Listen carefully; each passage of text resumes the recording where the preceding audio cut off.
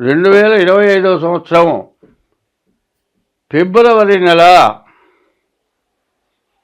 వృషభ రాశి ఫలితాలు చెప్పుకుందాం. ఈ వృషభ రాశికి, తులా వృషభ రాశులకి శుక్రుడు అధిపతి. శుక్రుడు రాహువు ఏకాదశంలో ఉన్నారు.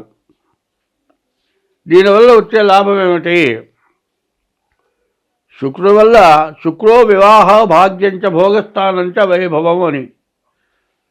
శుక్రుడు బాగుంటే వివాహం జరుగుతుంది. తర్వాత ఇల్లు కొనుక్కుంటానికి వీలవుతుంది. ఇల్లు కట్టుకుంటానికి అవకాశం ఉంటుంది.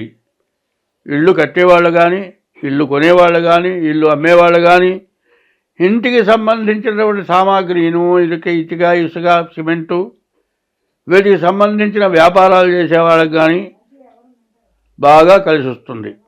అయితే శుక్రుడు ఏకాదశంలో ఉంటే ఎప్పటి నుంచో వివాహం కాక ఇబ్బంది పడేటువంటి వాళ్ళకి వివాహం ఖచ్చితంగా అవటానికి అవకాశం ఉంది.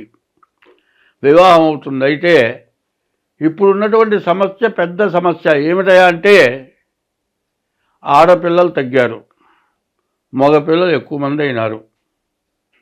తర్వాత ఆడపిల్లల్లో చదువుకున్న వాళ్ళు ఎక్కువగా ఉంటున్నారు. మగపిల్లలు అందరూ చదువుకున్న వాళ్ళు ఉండటం లేదు. ఒకవేళ చదువుకున్నా ఉద్యోగం రాకపోతే కూడా ఆడపిల్ల మగపిల్లవాడిని చేసుకునే పరిస్థితి ఉండటం లేదు. ఇంత ఉంటే ఏమవుతుందంటే ఇద్దరు జాతకాలు కలవాలి. షష్టాష్టకాలు లేకుండా ఉండాలి, కాలసర్పదోషం లేకుండా ఉండాలి, కుజదోషం లేకుండా ఉండాలి. ఇటువంటివన్నీ కూడా చూసి వివాహం చేసుకోవాలి. ఇట్లాంటివి చూడకుండా ఏం చేస్తున్నారు? ఎక్కడా దొరకటం లేదు. ఎంత తిప్పలబడ్డా సంబంధాలు కుదరటం లేదు. అది ఎట్లా పడితే అట్లా వివాహం చేసుకోవడం జరుగుతుంది. కాదండి, దాదాపు బీటెక్కో, ఎంటెక్కో, లేకపోతే ఎంబీఏను, ఇట్లా బాగా పై చదువులు చదివే చోట కానీ, ఉద్యోగం చేసే చోట కానీ ఆడపిల్లలు మగపిల్లలు ఒకళ్ళతో ఒకళ్ళు పరిచయం అయ్యి మేము ఇష్టపడ్డాం, మేము పెళ్లి చేసుకుందాం అంటున్నారు. అయితే పెళ్లి చేసుకోవాలి అంటే షష్టాష్టకాలు ఉన్నా, కాలసర్ప దోషాలున్నా ఇద్దరికీ ఉంటేనే ఆ దోషం. షష్టాష్టకాలు ఉంటే అస్సలు పనికి రాదు. కాలసర్ప దోషం, కొద్ది దోషం ఇద్దరికి ఉంటే పనికి వస్తుంది.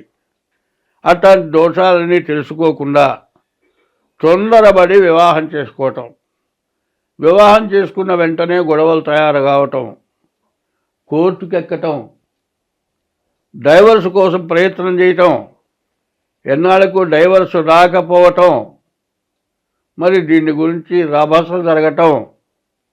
ఇవాళ కోర్టులో కేసులన్నీ కూడా కొత్తగా వివాహమయ్యి సంవత్సరం జరగకుండా కోర్టుకెక్కుతున్న వాళ్ళు ఎక్కువ మంది కనపడుతున్నారు.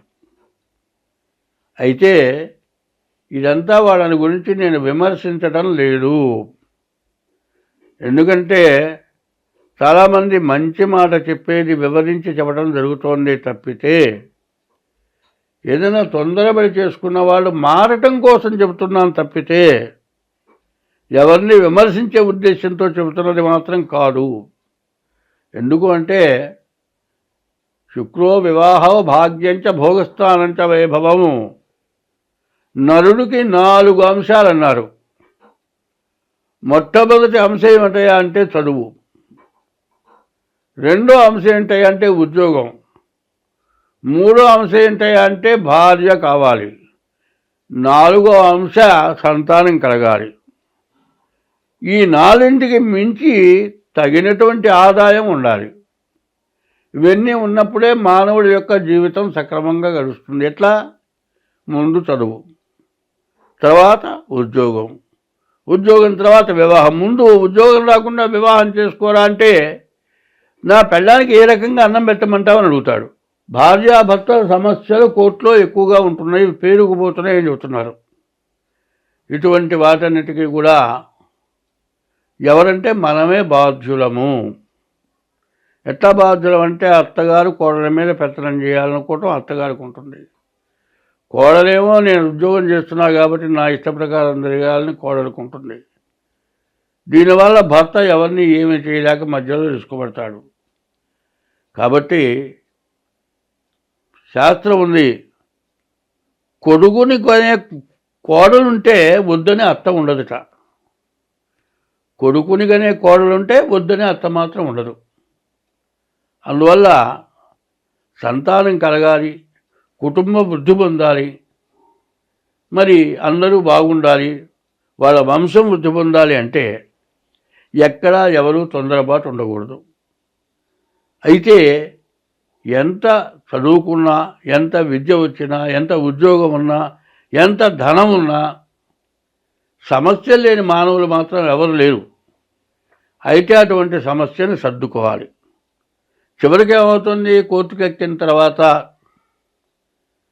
ఎన్నాళ్ళకు తెగక, విడాకులు రాక, మళ్ళీ వివాహం చేసుకుంటానికి అవకాశం లేక, ఏజ్ బారైపోయి చేసే ఉద్యోగం చేయలేక జీవితం స్పాయిల్ అయిపోయి, పోనీ రాజీ పడదామా అంటే అంతకుముందు పోలీస్ కేసులు దాకా పోయిన తర్వాత రాజీ పడేటట్లయితే మళ్ళీ గొడవలు అవుతాయని భయపడి ఇట్లాంటి వాళ్ళు జాతకాలు మా దగ్గరికి వస్తున్నారు. ఎందుకంటే ముందే మీ జాతకం ఎట్లా ఉంది, వివాహం చేసుకుంటానికి అవకాశం ఉందా, ఏ సంబంధమైనా చూసిన తర్వాత ముందు చూడటం కాదు, డేట్ ఆఫ్ బర్త్ తీసుకొని జాతకం కలుస్తుందంటేనే జాతకం చూసుకోవాలి. ప్రేమించుకున్నాం మేము చేసుకుంటాం అనేటట్లయితే చివరికి ఏమవుతుందంటే ప్రేమించుకునేటప్పుడు బాగానే ఉంటుంది, తర్వాత మాత్రం గొడవలు అవుతున్నాయి.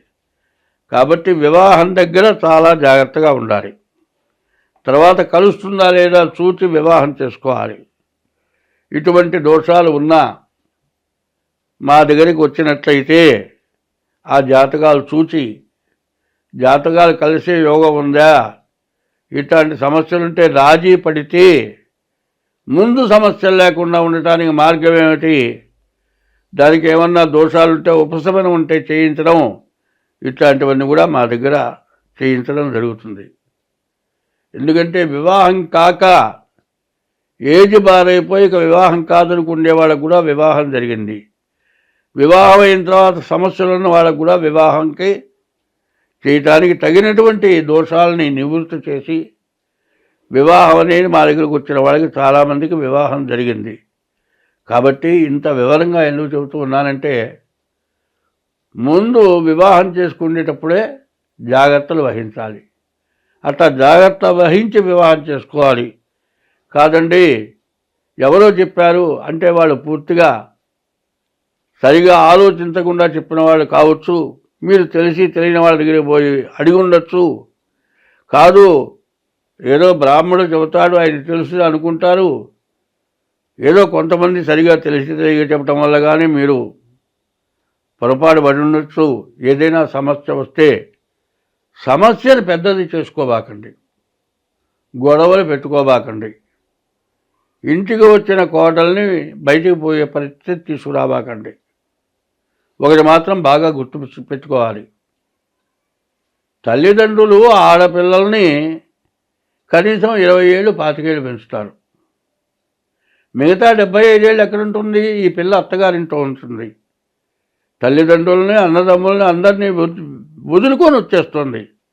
వచ్చిన తర్వాత అత్తమామలతో ఉంటుంది. కాబట్టి ఆమెను ఇబ్బంది పెట్టకుండా జాగ్రత్తగా చూసుకోవటం, మీ యొక్క కుటుంబ సమస్యలు ఎక్కువ కాకుండా చూసుకోవటమే కాక మీ జాతకాలు చూసుకోండి. గురువు వల్ల బాగా ఇబ్బంది కలిగే లక్షణాలు ఉన్నాయి, కుజుడి వల్ల అంతకంటే ఇబ్బంది కలిగే లక్షణాలు ఉన్నాయి. కాబట్టి కుజ గురువుల వల్ల చాలా ఇబ్బంది, శని వల్ల ఇంతకంటే ఇబ్బంది ఉంది. కాబట్టి ఈ రాశికి శుక్ర రాహువులే బాగున్నారు. వాళ్ళు మీకు ఉపయోగపడాలంటే ముందు మీ జాతకం చూపించుకొని జాతకం ద్వారా మీరు ముందుకు నడవండి, మీకు అన్ని విధాలా బాగుంటుంది. స్వస్తి.